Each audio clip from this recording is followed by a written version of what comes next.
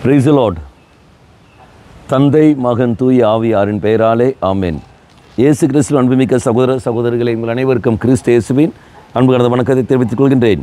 இந்த நற்செய்தி பாகமானது மத்தேயு நற்செய்தி 13ஆம் அதிகாரம் 31 முதல் 35 வரை உள்ள திருவாக்கியங்கள். குறிப்பாக 35வது வாக்கியம், நான் உவமைகள் வாயிலாக பேசுவேன், உலக தோற்றம் முதல் மறைந்திருப்பவற்றை விளக்குவேன் என்று இறைவாக்கினர் உரைத்தது இவ்வாறு நிறைவேறியது. நாம் பார்க்கின்றோம், தெய்வம் உவமைகள் வாயிலாக பேசுகின்றார், அதன் பிறகு மறைந்திருப்பவற்றையெல்லாம் இது நமக்கு விளக்குகின்றார்.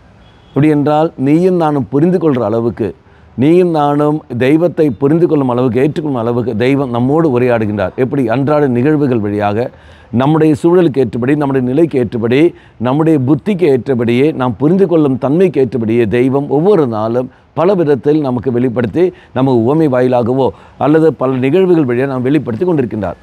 நான் அதை புரிந்து கொள்ளாமல் தான் இருக்கின்றோம்.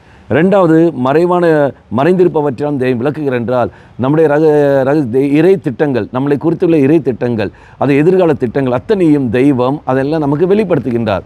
எப்போது நம் திருப்பலியில் நாம் பங்கெடுக்கின்ற பொழுதோ அல்லது குடும்பத்தில் நாம் ஜெபமாலை ஜபிக்கின்ற பொழுதோ அந்த சமயத்திலாம் தெய்வம் நமக்கு வெளிப்படுத்துகின்றார்.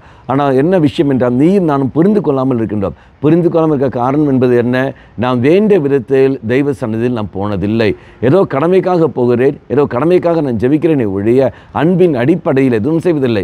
மக்களே, நாம் அன்பின் அடிப்படையில் நிகழ்த்துவோம். கடமைக்காக ஜெயிப்பதோ கடமைக்காக செய்வதல்ல, அன்பின் வெளிப்பாடாக அன்பின் அடிப்படையில் நம்ம செய்கிற சமயத்தில் இது நிச்சயமாக நமக்கு எல்லாமே அங்கே வெளிப்படுத்தல் கிடைக்கும். தெய்வம் ஒரு நாள் நாம் புரிந்து கொள்ளாத விதத்தில் பேச மாட்டான். நாம் புரிந்து கொள்ள விதத்திலும் நம்முடைய எல்லா ரகசியங்களும் தெய்வம் அங்கே வெளிப்படுத்தி, இதை இந்த உலகத்தில் நான் வாழ வந்தவர்கள் இறைவனை போலவே, இறைவன் நமக்கு தந்தது போலவே முழுமையாக நாம் வாழ்ந்து இறைவனை நம்மால் மகிமைப்படுத்த முடியும். கண்களை மூடிக்கொள்ளுங்கள். நல்லவன தெய்வமே, வெளிப்படையாக அல்லாமல், வெளித்தோற்றம் அல்லாமல் ஆத்மாத்மாக உன்னை அன்பு செய்து வாழக்கூடிய கிருபை எனக்கு தந்திரலும்.